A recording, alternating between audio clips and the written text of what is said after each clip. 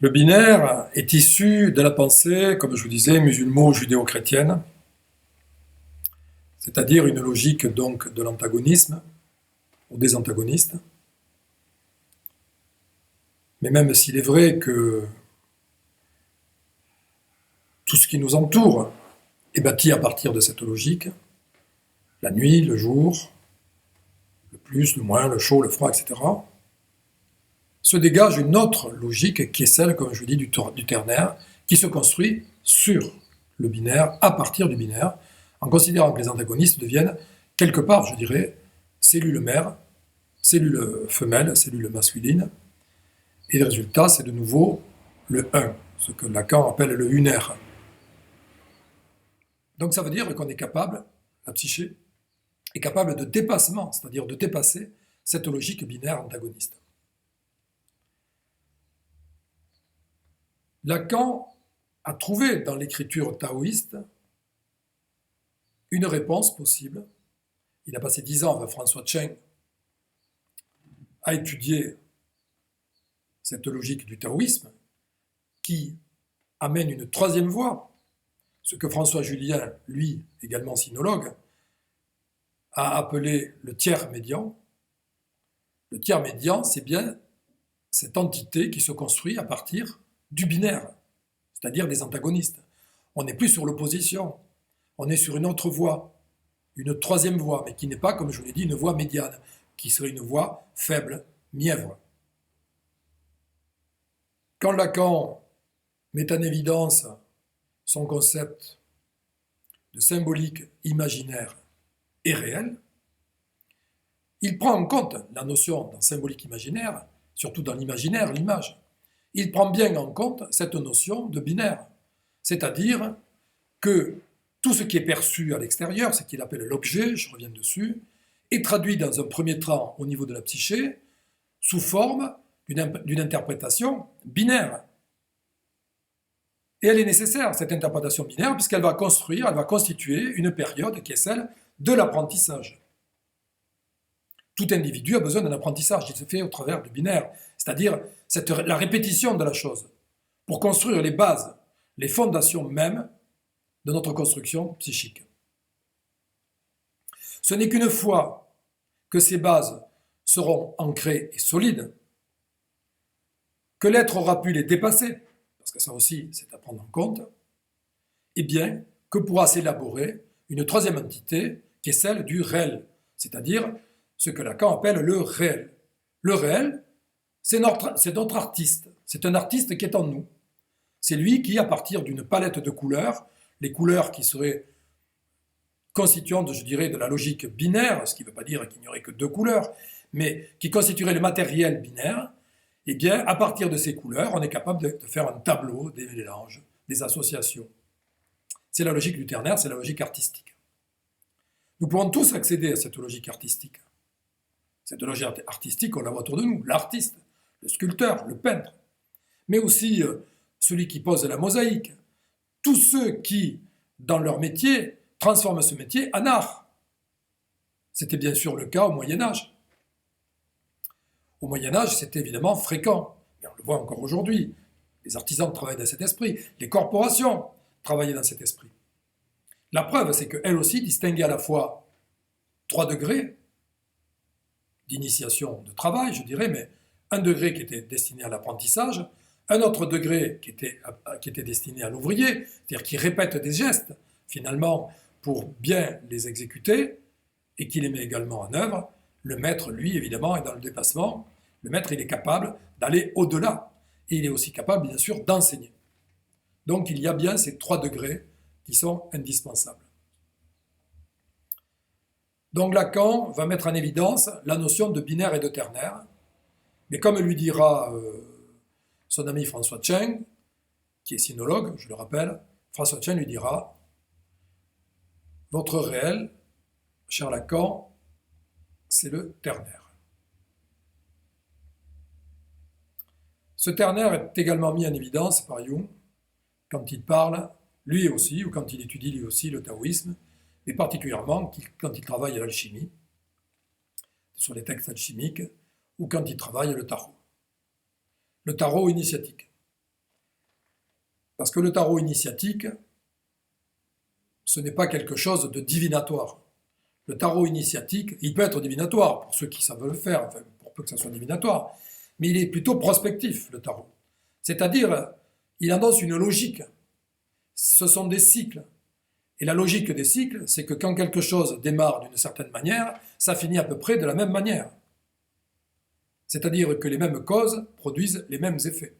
Ça, c'est intéressant de le voir sur cet aspect-là. Mais ce n'est pas le but de notre propos actuel. On y reviendra. Toujours est-il quand même qu'au passage, je vous le dis, que dans le tarot initiatique qu'a beaucoup étudié Jung, dans le tarot initiatique, on s'aperçoit qu'il y a 21 cartes majeures qui s'appelaient des arcanes, qui vont se constituer en 3 familles de 7, c'est-à-dire 3 fois 7, 21, et que cette logique encore du ternaire va nous ramener à la logique des corporations, c'est-à-dire l'apprentissage, l'ouvrier et le maître. Je rappellerai simplement que le tarot initiatique, c'est une bande dessinée qui a été imaginée dans l'Égypte ancienne, de façon, et reprise par les maîtres quartiers du Moyen-Âge, c'est-à-dire ceux qui dessinaient les cartes du tarot, pour expliquer comment fonctionne non seulement la société, mais notre psyché. C'est-à-dire comment l'homme se positionne en regard à la société et les modèles qui lui sont proposés, et en particulier selon 2 modèles directeurs, un modèle directeur qui est le binaire et un modèle directeur qui est le ternaire. Sommes-nous capables, à partir du binaire, de générer du ternaire, moyennant quoi la machine est parfaite? Sommes-nous coincés, tant sur le plan individuel que sur le plan social, au binaire? La machine ne fonctionne pas. Elle ne fonctionne que sur le modèle du binaire. Et fonctionnant sur le modèle du binaire, elle crée ses propres pathologies, comme je vous l'ai dit tout à l'heure, c'est-à-dire qu'elle va générer des processus à répétition qui ne donnent pas des solutions et qui sont à terme inflammatoires. Je fais la comparaison avec ce qui se passe au niveau de la politique. Gauche, droite, gauche, droite, gauche, droite. C'est qu'un processus inflammatoire car il n'y a pas d'autre solution que les solutions anciennes qui ont montré qu'elles étaient des échecs. Et tant qu'il n'y aura pas un changement, le changement qui ne peut être produit que par du ternaire, eh bien, le résultat des courses, c'est que nous en serons réduits à un processus inflammatoire. Et le processus inflammatoire, ça conduit à des extrêmes. Dans la psyché, sur le plan psychique, l'extrême, c'est la perversion. C'est-à-dire que, au-delà de l'alternance entre 2 solutions, ce que Lacan appelle la pétrification de l'angoisse. La pétrification de l'angoisse, c'est quand au terme d'alternance qui ne donne aucune réponse, aucun résultat, se produit de l'angoisse. Et au-delà de l'angoisse, une pétrification, c'est-à-dire qu'on ne peut plus bouger, on est bloqué, on ne sait plus dans quel sens il faut aller. Et en nous s'opère, comme par magie, une solution, c'est-à-dire que notre physiologie va mettre en place une solution pour éviter, évidemment, une fin tragique. Vous imaginez laquelle? Eh bien, la solution, ça va être quelque part de se mentir à soi-même. Se mentir à soi-même, c'est la voie de la perversion. Perversion, c'est inverser la loi, celle du père, perversion. Inverser la loi, une loi qui n'est pas bonne en ce sens que là, elle est mal perçue, mal comprise, mal entendue, aussi bien sur le plan individuel et familial, comme je vous le dis, que sur le plan politique. Si le père, à terme, n'est pas entendu parce que peut-être il est un mauvais exemple, ou peut-être il ignore sa progéniture, ou peut-être même il veut carrément l'éliminer, eh bien à son tour, il va être victime de ce que Freud intitule le mythe d'Oedipe. Le mythe d'Oedipe, ça va être ça, l'enfant voulant tuer le père. Donc, quels sont les moyens dont il dispose à ce moment-là? Il n'a pas généré du ternaire, il n'a pas dépassé ce binaire, lui. Donc, il est dans cette logique binaire pervertie, une logique binaire pervertie qui a inversé les choses, qui vont s'axer essentiellement sur la mauvaise foi. La mauvaise foi va développer l'orgueil. L'orgueil, c'est une pathologie qui est décrite dans la Bible. La Bible en parle comme étant le péché capital numéro 1. Ça veut dire quoi? Péché capital numéro 1, ça veut dire que là, il s'agit d'une névrose, mais une névrose exacerbée. C'est-à-dire une névrose euh, à quel on lui a donné un nom, voilà, péché capital, parce qu'évidemment, celui qui est touché par cette névrose-là, cette pathologie de l'orgueil, si je puis dire, eh bien, il n'entend rien, il n'écoute rien, il sait tout, mais à sa manière. Et il est bien sûr dans la révolte, il est bien sûr dans la haine du Père, la haine surtout de l'autorité. Ce qui va expliquer également qu'il y a aujourd'hui tout un tas de personnes, de gens, mais pas que des jeunes, qui vont être rebelles à une autorité parce que ne se reconnaissant plus dans ce système. Un système qui n'est pas dirigé de main de maître, si je puis dire. Un système qui lui-même est orgueilleux, prétentieux, vaniteux, égocentrique. Donc où est la voie? Comme on a appris que la voie du binaire, eh bien on va rester sur une logique binaire, c'est-à-dire celle de l'inversion, de la perversion. Et nous voilà partis dans de la perversion. Ça va expliquer très certainement les comportements de tous ceux que l'on appelle les djihadistes, c'est-à-dire tous ceux qui vont partir rebelles au Père, mais rebelles surtout à l'autorité. Cette autorité qui n'est plus respectée, une autorité qui ne veut plus rien dire, qui n'est pas là, qui est absente, qui est contraignante même, et qui amène et qui conduit à la dérive. Donc ça conduit à la dérive sociale, mais ça va conduire aussi à la dérive psychologique. Parce que quelqu'un qui est atteint de perversion, c'est-à-dire qui se comporte avec l'idée de vouloir tuer le Père, je parle en termes de symbolique, bien entendu, on est en psychanalyse, tuer le Père, symboliquement, c'est tuer l'autorité, mais c'est vouloir dépasser le Père, c'est vouloir prendre la place du Père. Il y a une logique à laquelle on peut faire allusion, qui est celle de l'adoubement, qui se déroulait au Moyen-Âge. Au Moyen-Âge, de chevalier en chevalier, on s'adoubait, c'est-à-dire on adoubait un jeune chevalier, enfin quelqu'un qui allait être désigné en tant que tel, on lui mettait une épée donc sur l'épaule à droite, sur l'épaule à gauche, etc., il était adoubé. Et à partir du moment où il était adoubé, il devenait à son tour chevalier. Mais pour ça, il y avait des apprentis, des ouvriers et des maîtres aussi.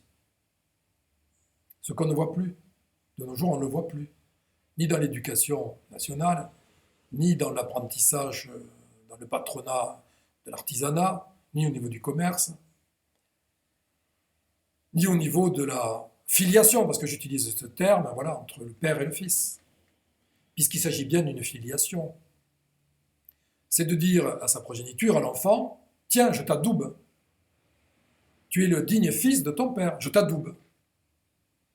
Et je peux t'adouber à l'adolescence, par exemple, pour montrer que cette épée, vous voyez, au niveau du symbole, on peut voir la logique du phallus, mais le phallus en tant que pouvoir sexuel, mais pouvoir aussi autorité, pouvoir d'homme, un homme. Tu deviens un homme, mon fils, tu es un homme. Je t'ai montré ce que c'était que d'être un homme. L'homme, c'est pas que celui qui est dur, celui qui est abstrait, celui qui a la force, qui casse tout. Non, non. L'homme, c'est celui qui est dur, mais c'est aussi celui qui est tendre. L'homme, c'est celui qui est dans un juste équilibre. Le juste équilibre, voilà ce qui doit être donné à l'enfant, montré à l'enfant. Un juste équilibre. Voilà ce que les sociétés doivent nous montrer à nos enfants. Le juste équilibre. C'est pas d'être dans le bien ou dans le mal, c'est d'être dans l'équilibre des choses. Parce que si on n'est pas dans l'équilibre des choses, on ne montre rien. Comment un enfant peut se sentir adoubé par son père si ce dernier ne lui a pas montré ce que c'était que l'équilibre? Un homme, ça peut rire aux éclats, ça peut être dur, ça peut pleurer aussi. Et pourquoi pas? Mais bien sûr. Alors, entre Rambo et couille molle, bien sûr, alors tout de suite on imagine. Non, il y a des nuances entre ces états. Les nuances, voilà ce qu'il faut montrer à l'enfant. Il faut transmettre, il faut adouber, il faut créer de la filiation, il faut avoir du regard sur l'autre. Si on n'a pas un regard sur l'autre, il est impossible de se construire au-delà de la dualité. On ne reste que dans la logique duelle, c'est-à-dire on utilise uniquement le logiciel directeur binaire. Voilà ce que ça signifie. Être adoubé au contraire. Avoir participé à un travail d'échange avec son père, avec son professeur, son instituteur, son maître, je dis bien d'échange, eh bien là on est déjà dans une logique créative, on est dans une logique artistique. Là on commence à mettre en branle le réel dont parle Lacan, on est dans le ternaire. Individuellement, notre psyché, elle est faite pour accueillir le ternaire. Mais quand on dit on n'utilise que 5% de nos capacités, mais oui, on n'utilise que 5%, peut-être moins, j'en sais rien, de nos capacités. Mais pourquoi? Parce que nous sommes toujours coincés à l'âge de la préhistoire. Nous sommes sur le binaire. Nous sommes sur le binaire. Et nous nous comportons qu'avec une logique binaire. Et nos sociétés sont binaires. Ce sont des sociétés d'imitation. Heureusement qu'il y a les artistes. Que surtout, on ne supprime pas les artistes. Qu'on ne nous enlève pas les artistes. Les chanteurs, les peintres, les sculpteurs, le faïencier, le maître verrier, l'écrivain, le poète. Mais tout ça, c'est extraordinaire, c'est là, la vie, elle est là. Vous allez me dire, c'est de l'imaginaire souvent. C'est pas de l'imaginaire. Et si c'est de l'imaginaire, en tout cas, c'est un imaginaire qui se construit et qui devient réalité. Comme si notre imaginaire, je ne parle pas d'imaginaire de Lacan, je parle comme si notre imaginaire était capable de générer en pensée et générer en acte ce à quoi nous avons pensé. C'est quand même extraordinaire. Comme si nous étions à ce moment-là des dieux capables de construire la réalité qui est autour de nous. Ça, c'est intéressant comme concept. Sommes-nous des dieux? Oui. Oui. J'ai pas dit sommes-nous Dieu. Parce que Dieu, c'est autre chose. Pour ceux qui y croient, c'est autre chose. Là, il y a quelque chose de beaucoup plus solide. Mais nous sommes des petits représentants, voilà, de ce Dieu en question. Nous sommes capables à notre tour de créer, de générer. Ce qui veut dire aussi quelque part, c'est que Dieu, eh bien, c'est un artiste, c'est un créateur. Dieu, c'est pas un fonctionnaire, c'est pas un épicier. Il n'est pas là pour jouir de ses découvertes. La découverte, c'est une découverte. Après, il faut les exploiter, bien sûr. Mais Dieu, c'est avant tout un créateur. Et nous sommes aussi des créateurs. Et nous pouvons chacun, tous, vous qui me regardez, vous pouvez créer. Nous pouvons créer. Nous pouvons être autre chose qu'un épicier. On en a besoin parce qu'il faut fonctionner, il faut manger, nourrir notre famille. Mais au-delà de ça, nous sommes aussi des créateurs. Et il ne faut pas que nous ayons peur de créer. Le jour où on interdira à l'homme de créer, où il ne pourra plus créer, où il sera taxé, surtaxé sur sa création, ça sera foutu. Ne perdons pas nos artistes, qui partent surtout pas à l'étranger, qui restent ici avec nous. On a besoin des créateurs.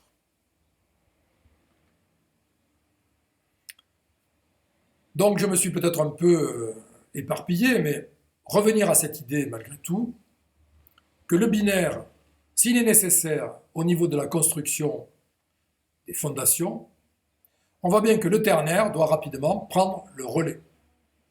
Faute que ce relais soit pris, comme je vous l'ai dit, eh bien on va sombrer dans des pathologies que j'appellerais des pathologies du binaire. La perversion sera la seule logique, ou la seule recette, ou la seule solution que nous proposera notre psyché quand nous serons au pied du mur de cette alternative qui ne propose plus rien, sinon toujours des solutions qui ont été déjà analysées, utilisées, qui ont été décevantes et qui n'ont pas apporté les réponses que l'on espérait et que l'on attendait. Voilà.